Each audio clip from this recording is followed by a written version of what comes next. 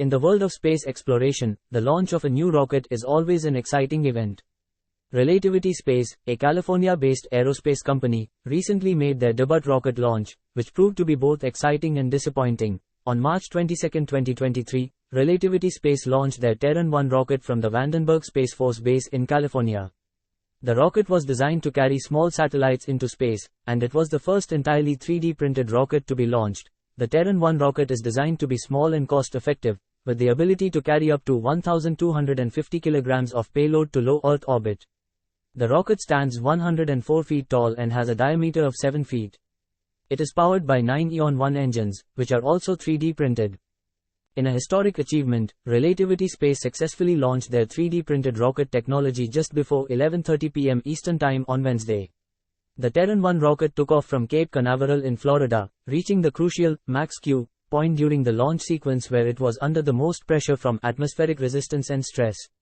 The rocket also cut off its main engines and separated its first stage as intended. While the launch did not make it to orbit, which is rare for a new space launch platform's first flight, Relativity Space considers the launch a success. During the launch, an anomaly occurred with the second stage engines after main engine cutoff and stage separation, preventing the Terran 1 from continuing on its intended path to low Earth orbit. However, the company used this test launch to demonstrate that their 3D printed rocket body can withstand extreme forces during the crucial max Q period. The demonstration weight carried during the launch was an early 3D printed part from Relativity Space's rocket development process, as the test launch did not include a payload or fairing. The company plans to use their larger capacity Terran R rocket for future launches and announced the construction of a 1 million square foot rocket factory in 2021 to accommodate its growing manufacturing needs. Relativity Space was founded by Tim Ellis and Jordan Noone in 2015, and has been continuously improving and scaling its 3D printing technology. Their successful launch marks a significant milestone in the company's journey towards space exploration. The 3D printing technology used by Relativity Space allows them to produce rocket components quickly and efficiently, reducing the overall cost of the rocket. The company's CEO, Tim Ellis, has stated that their 3D printing technology has the potential to revolutionize the aerospace industry. Unfortunately, the excitement of the launch was short-lived. The rocket's first stage engines ignited successfully, but shortly after liftoff, the rocket experienced an anomaly that caused it to lose control and ultimately fail. The rocket was carrying a small satellite for the US military, but fortunately, there were no injuries or damage on the ground. Despite the failure of this launch, Relativity Space remains optimistic about the future of their technology. They plan to continue testing and refining their rockets, with the goal of eventually providing cost-effective access to space for a wide range of customers. During its launch debut on March 22, the world's first 3D printed rocket, called Terran 1 and built by Relativity Space, did not reach orbit. However, it did achieve some significant milestones during its test flight, named Good Luck, Have Fun, from Launch Complex 16 at Cape Canaveral Space Force Station in Florida. The rocket survived max Q, the point of maximum structural load during flight, and its first and second stages separated successfully.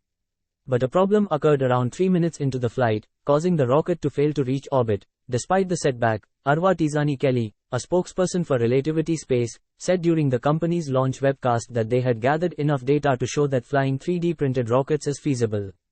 Relativity Space co-founder Tim Ellis also expressed confidence in the technology, tweeting on March 7 that ground tests had already demonstrated the viability of additive manufacturing in producing products that can fly. Relativity Space plans to launch small payloads using the expendable, two-stage Terran 1, which is capable of delivering up to 2,756 pounds to low Earth orbit and is selling Terran 1 launches for $12 million each. The rocket did not carry an operational payload during GLHF, but a 3D printed ring served as a memento.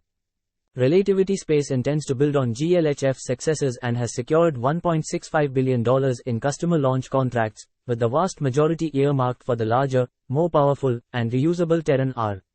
The Terran R, which will also be built using 3D printing, is capable of lofting up to 44,000 pounds to LEO and is planned for launch as early as next year. Terran 1 serves as a development platform for Terran R, and the data collected during GLHF will aid in the latter rocket's production.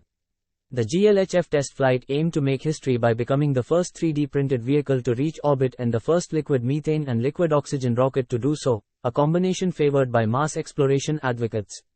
Relativity Space's previous attempts at launching Terran 1 on March 8 and March 11 were scrubbed due to issues with fuel temperatures and weather and range safety delays, respectively.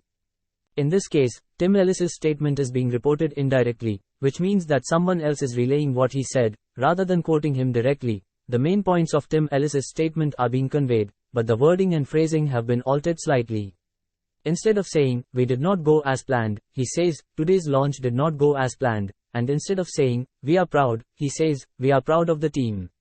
These changes are typical of indirect speech, which often involves paraphrasing the speaker's words to fit the grammatical structure of the sentence. In summary, the statement in indirect speech means that Tim Ellis expressed pride in his team despite the launch not going as planned, and he reiterated their commitment to their mission of democratizing access to space, while expressing hope for future launches.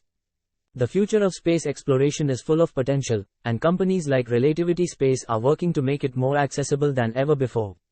Despite the setback of this launch, the innovation and technology being developed by Relativity Space are sure to have a significant impact on the aerospace industry in the years to come. Thank you for watching.